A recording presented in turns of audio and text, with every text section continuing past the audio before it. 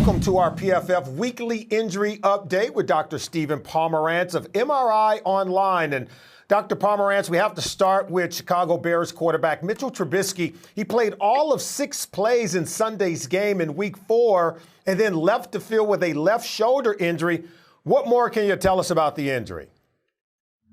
Well, you can see that fortunately, his non-throwing arm gets extended. And I shouldn't say fortunately, but his non-throwing arm gets extended, and you can almost see the top of his humerus bone, which is the ball that fits in the shoulder socket, kind of come down.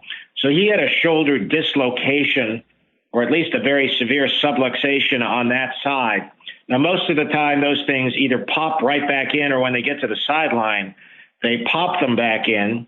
And they're pretty functional. You know, if you put them in a harness, they can do pretty well. I've seen players actually play wide receiver with one arm that has been previously dislocated. So I anticipate that Mitchell Trubisky will have some kind of harness in place that gives him mobility with his lower arm and hand, and that he will play since his throwing arm is preserved and has not been injured.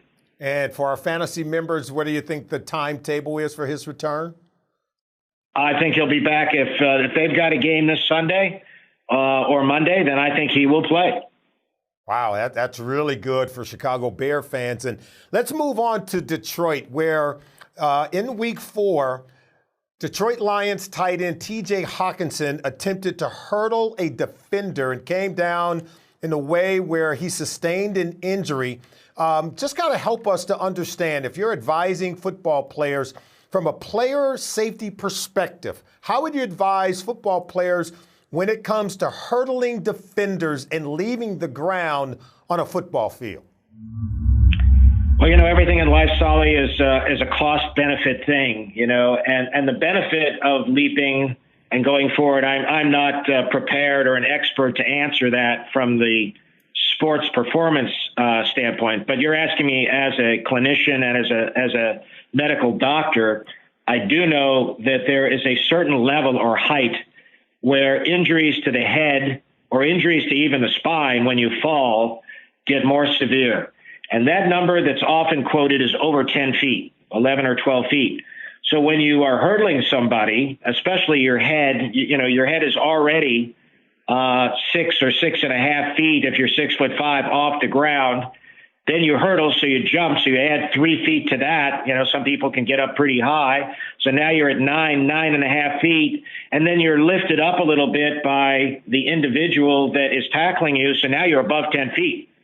So you now automatically increase your risk of a more serious spine or brain insult by performing that maneuver.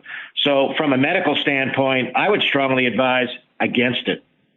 Well, we want to thank you, because every time we talk to you, we feel safer and we feel more informed as well. We want to do something about keeping players more safe, particularly when it comes to hurdling defenders on a football field. Dr. Pomerantz, we want to thank you for joining us for our weekly injury update. That is Dr. Pomerantz with MRI Online.